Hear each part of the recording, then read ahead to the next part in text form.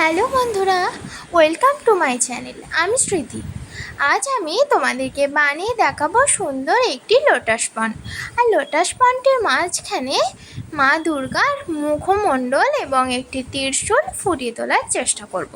যেহেতু সামনেই দুর্গা পুজো, তাই লোটাস পন্ডটিকে আমি এইভাবেই বানানোর চেষ্টা করলাম। জানি না কতটা কি করতে পেরেছি, তোমাদের কতটা ভালো লাগবে।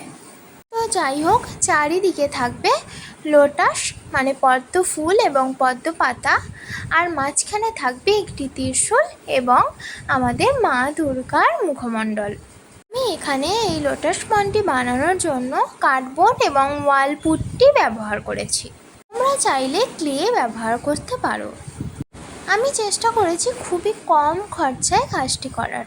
আর হ্যাঁ, আরেকটি কথা তোমাদেরকে জানিয়ে রাখি, যদি তোমাদের কারোর কোনো স্কিনের সমস্যা থাকে তাহলে অবশ্যই তোমরা হাতে গ্লাভস পরবে, তা না হলে স্কিনের কোনো সমস্যা হতে পারে, কারণ ওয়াল পুট্টিতে অনেক রকম কেমিক্যাল এবং পেইন্ট ব্যবহার করা হয়। তোমাদের সাথে কথা বলতে বলতে আমার কাজগুলি প্রায় কমপ্লিট হয়ে গেল।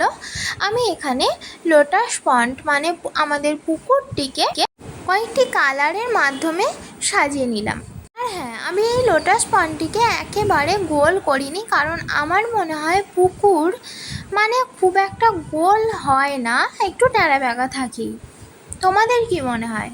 তো যাই হোক, এই পুরো ব্যাপারটিকে একটু গ্লেজি এফেক্ট আনার জন্য আমি বেশি বেশি করে ভার্নিশ অ্যাপ্লাই করলাম। এইবার দেখো তো কেমন লাগছে আমাদের মা দুর্গার মুখমণ্ডলটি। সবাই ভালো থেকো, টাটা।